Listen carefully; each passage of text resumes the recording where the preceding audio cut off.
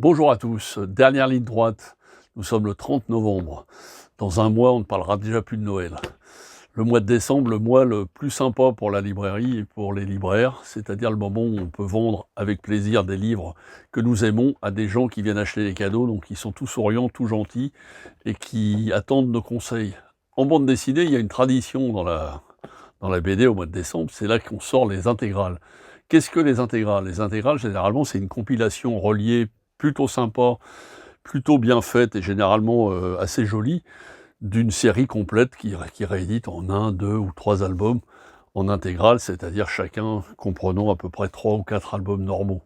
Donc un peu plus cher, mais forcément moins cher que si vous achetiez les BD séparément. Et souvent, en plus, dans ces intégrales, il y a des collectors, il y a des tirages limités, il y a du noir et blanc. Il y a également des séries qui n'existaient plus depuis des années et qui rééditent sous d'autres noms, pour ça qu'il faut s'en souvenir. Donc il y a toute une pléiade de ce qu'on appelle d'intégrales, dont je vais vous parler maintenant dans les différents genres. Le premier, c'est justement une réédition d'une série qui existait il y a quelques années, une série qui s'appelait Ce qui est à nous, qui racontait un peu l'histoire de gamins et de devenus adultes dans le New York des années 20. C'est en fait l'histoire de la mafia.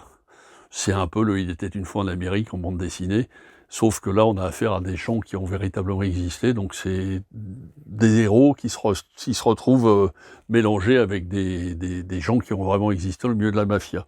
Ça s'appelle Les Parrains, ils ont changé le titre, ce qui est plutôt mieux, parce que Ce qui est à nous, ça voulait pas dire grand-chose. Il y a 2 tomes de parus aux éditions Delcourt. Et le dessin, classique, de bonne facture, très sympa, très bien. C'était totalement introuvable depuis quelques années. Il s'est ressorti en 2 volumes. Les Parrains chez Delcourt. Du polar, du policier, pour ados, adultes. Celle-là, j'en ai déjà parlé, je pense, mais c'est la réédition en intégrale des 7 volumes de Jim Cutlass. Jim Cutlass, c'est une série qui a été créée par Giraud, dit Gir, dit Mobius, le créateur de Blueberry. Et dans les années 80, il avait des petits problèmes avec Blueberry, il s'était séparé de Charlier, et il a décidé de créer une nouvelle histoire. Jim Cutlass, qui n'aura qu'un tome dessiné par Giraud, mais il a l'intelligence de promouvoir un petit jeune à l'époque qui s'appelle Monsieur Rossi, et qui va reprendre l'histoire sur 6 autres volumes. Là, vous avez l'intégrale des 7 volumes, dessiné le premier tome par Charlier, et les 6 autres par Rossi. Rossi qui sort cette année une superbe BD sur Geronimo, à ne pas manquer. Mais là, je suis dans les intégrales, donc Jim Cutlass. Dans le domaine de la science-fiction, c'est généralement l'année, le moment où il y a plein de nouveautés qui paraissent, et là j'en ai sélectionné quelques-unes. Alors c'est de la vraie science-fiction, c'est pas de l'heroic fantasy, à part une. Celle-là de Ponzio, La Compagnie Rouge, une sorte de, comment dire, Garde des Étoiles, avec un superbe dessin. Garde des Étoiles classique dans l'espace. Un truc un peu moins connu et qui mérite d'être redécouvert, Space Relic Hunters. 3 chasseurs en fuite, pareil, c'est un peu plus... là, il y a des monstres et tout ça, on est un peu plus dans le Valérian, quoi, si vous voyez ce que je veux dire. C'est classique, c'est bien, et le dessin est très chouette. Il ressemble un peu à du Griffo, donc c'est assez joli. Une intégrale qui plaît beaucoup à mon ami Thomas, Terre de Rodolphe. Et là, c'était pareil, une série qui n'était pas très connue. Là, on est plus un peu dans le cyberpunk et dans les histoires dans le cyberpunk, tout simplement. C'est très joli. Mon préféré dans le genre On Mars intégrale, toujours chez DM, un DM qui nous sort des très belles séries. Série qui était sortie il y a quelques années. Alors là, on est plus dans le cyberpunk. Pareil, avec des monstres, des choses. L'avantage, c'est qu'il y a toutes les 3 tomes dans un seul, vous avez tout. Très chouette, ça. C'est vraiment de la science-fiction à l'ancienne, comme j'aime. Et la réédition attendue depuis quelques années, qu'il n'y avait pas eu depuis. Ça, c'est pas de la science-fiction, c'est le classique de l'heroic fantasy, du fantastique en bande dessinée. C'est La Quête de l'Oiseau du Temps, qui reparaît en intégrale 40 ans après l'apparition du tome 1. C'est l'histoire originale, hein, c'est pas avant La Quête, c'est La Quête de l'Oiseau du Temps dessinée par Loisel. Petit côté revival avec une couverture inédite, une préface. Ça, c'est une BD intemporelle qu'il faut absolument avoir dans sa BD Tech. Mais c'est plus de l'heroic fantasy. C'est en fait l'ancêtre de l'heroic fantasy en BD en France. C'est le précurseur, pas l'ancêtre. L'ancêtre, c'est un peu péjoratif. Une autre série que j'avais oubliée, plus cyberpunk et tout ça, c'est Urban, qui sort en petit format et en intégrale. Très très chouette, alors un peu plus déjanté, hein, un monde en perdition. Là on est vraiment dans le fantastico-polar années 2000, très très chouette. Ça faisait quelques années que c'était sorti et là c'est une très belle édition en petit format, pas très cher, donc très belle, chez Futuropolis. Toujours dans le domaine des intégrales, un chef-d'œuvre, celui qu'on aime ou qu'on déteste, l'intégrale de Nestor Burma dessinée par Tardi qui ressort. Nestor Burma a été repris par d'autres dessinateurs depuis, la fameuse série en bande dessinée, mais là c'est les 4 BD originales dessinées par Tardi. Alors Tardi, on ne le présente plus, hein, le maître du noir et blanc, un des grands dessinateurs de la bande dessinée française. Comme j'ai l'habitude de dire, soit on adore, soit on déteste. Moi je fais partie de ceux qui adorent, et d'avoir les 4 Nestor Burma dans un seul tome, pour 49 €, c'est une affaire. Et en plus de ça, il était déjà sorti il y a 2-3 ans, un mois après, il n'y en a plus. Sorti tout frais aujourd'hui, en noir et blanc. C'est la grosse mode aussi, les noirs et blancs à Noël. Les fameuses 4 tomes de Long John Silver, sur la suite en fait de... Comment ça s'appelle, le livre de Stevenson, c'est l'île au trésor un peu. Donc on retrouve le personnage de l'île au trésor, avec une histoire inventée par Monsieur Laufray. J'ai pas peur de dire que c'est un des grands chefs-d'œuvre de ces dernières années. Réédition grand format en un seul tome des 4 volumes, mais en noir et blanc. Dans la même série du noir et blanc, c'est un peu la mode en ce moment, ils sortent pas mal de noir et blanc, de séries qui sortent. Gunmen of the West, on avait déjà eu Indians et un autre truc sur les cowboys.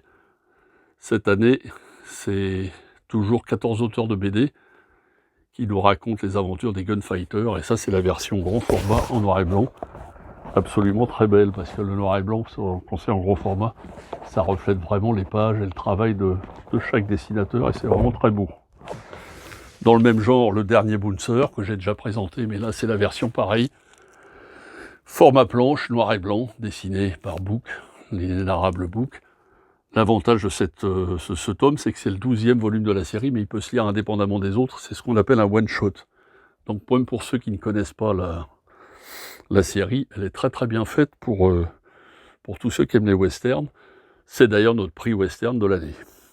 La version couleur, celle-là c'est la version noir et blanc. Pour les enfants, également des intégrales. Une des séries qu'on aime le plus ici, et pour les adolescentes plutôt, à partir de 10 ans, la boîte à musique. C'est l'intégrale du cycle 1 qui regroupe les 5 premiers albums de la collection. Ça c'est une de nos séries fétiches en jeunesse à partir de 10 ans. Pour les demoiselles, elles adorent, c'est vraiment superbe. Le dessin est très beau, très classique, très chouette. Un petit peu quand même moderne, un petit peu dessiné un peu à la manga, comme ils font tous dans la BD jeunesse en ce moment. Mais c'est vraiment une très belle série. Et là, vous avez les 5 tomes pour l'équivalent de 2,5 à peu près en prix, donc c'est vraiment sympa. Et pour terminer, ma BD préférée de l'année. Thomas présentera la sienne après. Comme je dis, L'Art de la guerre par Flock, c'est un one-shot de Blake et Mortimer. Flock, c'est le maître de la ligne claire, c'est celui qui a inventé le dessin à la RG dans les années 80. On avait voulu que ce soit lui qui reprenne Blake et Mortimer, il n'a pas voulu parce qu'il ne voulait pas se différencier et prendre les codes du Blake et Mortimer, donc il a préféré abandonner le sujet, mais là ils lui ont permis de faire un inédit, un hors-série, avec le dessin inénarrable habituel de Flock. En plus l'histoire est superbe, et comme je dis, plus qu'une BD, une œuvre d'art. Ça c'est mon coup de cœur de l'année. Pour finir, un petit rappel qui est sorti au mois de septembre, dépêchez-vous, c'est le recueil du journal de Tintin, pour fêter les 77 ans de Tintin. Les 40 dessinateurs actuels ont repris des vieux héros du journal Tintin, et ils ont créé des petites histoires sur 4 ou 5 pages dans l'intérieur de l'album. 29,90, dépêchez-vous, c'était un tirage unique, il est totalement épuisé, il nous en reste, donc précipitez-vous, parce que je trouve que c'est un très bel hommage des auteurs de maintenant sur les héros d'avant.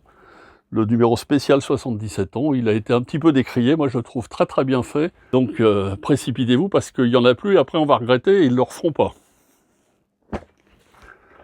Dans les intégrales, le dernier tome, enfin le dernier coffret de l'intégrale qui était sorti l'année dernière, des Tuniques Bleues, ça c'est pareil, c'est un tirage unique, il n'y en a plus. Les 2 premiers tomes étaient sortis l'année dernière, les 2 derniers sortent cette année. Vous avez l'intégrale des 62 premiers albums des Tuniques Bleues, Et vous voyez, dans le coffret qui est en carton, celui-là, on peut glisser celui que vous avez acheté l'année dernière. Ça, c'est pareil, ça n'existe plus. Il n'y a eu qu'un tirage, il n'y en aura plus. C'est vraiment pour ceux qui aiment bien les westerns, et notamment les westerns humoristiques à la Lucky Luke. Vous avez les tuniques bleues en intégrale, dans un seul coffret. Très joli cadeau pour les fêtes de fin d'année. Et je terminerai par notre BD de l'année. On a beaucoup discuté avec Thomas, hein, on s'est beaucoup questionné quel allait être le prix BD cette année. Et là, on a trouvé quelque chose d'absolument original, un petit peu plus pointu que les autres années, mais vraiment un livre qui peut plaire à tout le monde, même ceux qui n'aiment pas la BD. Les Enfants du ciel par Desberg. Alors déjà, éditeur Daniel Maguen, hein, l'éditeur le monsieur qui a une galerie et qui vend des planches originales de différents auteurs de BD. Et là, vous avez un dessin absolument somptueux, superbe. Une histoire qui va de la guerre de 40 au Moyen-Orient, en remontant dans les prémices de l'histoire du monde, avec les Romains et tout ça. On est entre réflexions philosophico-religieuses, et surtout, c'est un genre d'Indiana Jones, et de retour aux sources. C'est vraiment un très très bel album. Il n'est pas très vraiment racontable parce que vraiment il faut un peu s'y plonger, mais c'est un album absolument original et d'une beauté absolue. Les Enfants du ciel aux éditions Daniel Maguen, le prix Griffe Noire 2023 de l'année. J'en profite pour vous dire qu'à la Griffe Noire, nous avons dans une vitrine fermée une collection de tirages de tête depuis une vingtaine d'années qui sont là, qui vous attendent. Alors qu'est-ce qu'un tirage de tête? C'est un tirage luxe, numéroté, signé, dédicacé par les auteurs, d'un format différent, avec du papier pelliculé, couleur, noir et blanc. Enfin, il y a toutes sortes de tirages de tête qui existent. Nous avons mis tout notre stock d'environ à peu près, plus tout à fait 300 exemplaires, puisqu'on en a déjà vendu pas mal. Il y a des raretés, il y a des choses vraiment très belles. Évidemment, c'est pas donné, mais comme toutes les raretés, ben, ça se paye. Ils sont en ligne sur notre site, lagriffenoire.com, donc si vous voulez aller voir exactement ce que nous avons, vous pouvez, sinon vous pouvez vous déplacer au 11 rue de la Varenne. Le dernier en date, c'est le fameux Blake et Mortimer qui est sorti l'année dernière, 8h à Berlin, qui vient aujourd'hui d'arriver. On en a 2 en vente, hein, parce que c'est un tirage de 500 exemplaires, donc 500 exemplaires pour la France et la Belgique, c'est pas beaucoup. C'est très vite parti, donc c'est ce qu'on appelle le tirage de luxe, numéroté, dédicacé avec un ex-libris, des dessins, des crayonnés, enfin il y a plein de choses en plus, cartonné d'un autre format, au prix modique de 250 € quand même. Mais bon, c'est le prix à mettre quand on veut se payer quelque chose d'exceptionnel dans les différentes séries que vous aimez. Donc il y a plein de livres, donc vous pouvez soit aller sur notre site, soit venir au 11 rue de la Varenne à Saint-Maur.